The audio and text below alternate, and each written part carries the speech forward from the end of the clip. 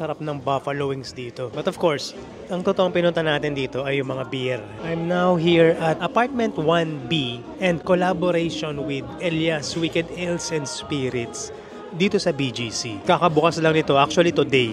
It's soft opening. I'm glad that meron ng ganitong tap room and bar dito sa BGC na bago. Meron sila dito ng tinatawag na Mead. Mead, M-E-A-D. Actually, I haven't drunk Mead before. I don't know what it is. But I imagine it's para siyang beer. So, it's called Vikings Honey Mead. But meron silang twist. It's with dalandan. And I'm curious to find out kung ano ang lasa or kung ano ang tama ng mead. Research time. I asked ChatGPT kung ano pinagkaiba ng beer at saka ng mead. Beer is made primarily from malted grains like barley or wheat with hops, water, and yeast. Meanwhile, ang mead pala ay gawa sa honey, water, and yeast. Ang alcohol content, beer is usually lower from 4 to 8%. Meanwhile, yung mead naman, mas mataas ang alcohol niya. It ranges from 5 to 20%. I told you it's my metabolism. When I... Alright, come on.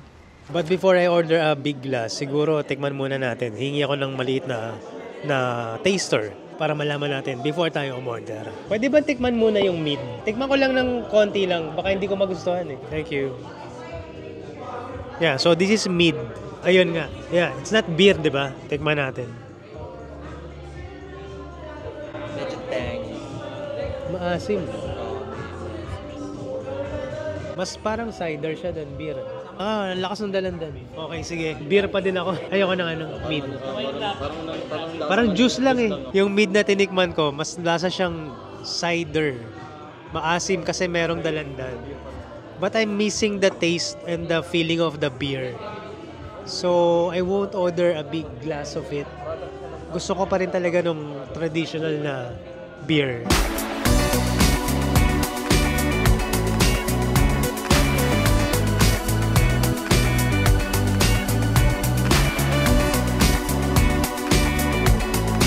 Sige bro, yung ano na lang, Hopboy IPA. Thank you. So tonight, because this is soft opening, meron silang promo, no? If you order the 330 ml glass, i-upsize nila or i-upgrade nila yan dun sa 450 ml na equivalent nung beer. So this is the one. This is 450 ml. Hopboy IPA. Yes, that's very good.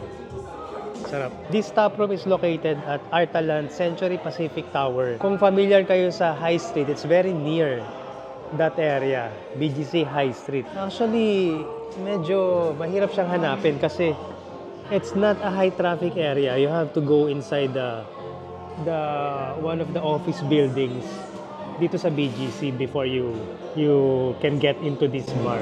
So, right now, hindi pa masyadong marami ang tao.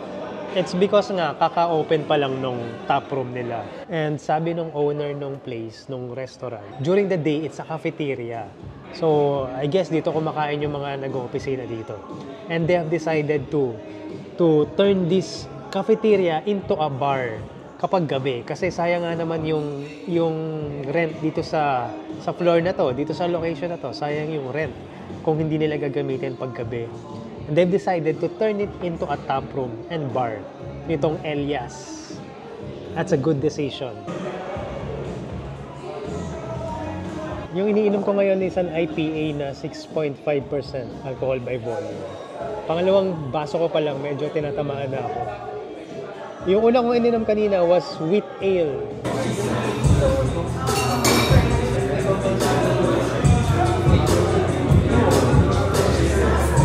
Wheat ale is only 5% alcohol by volume.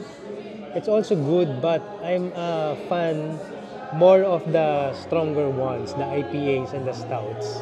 So aside from the fresh beers on tap, they also sell here their bottled craft beers.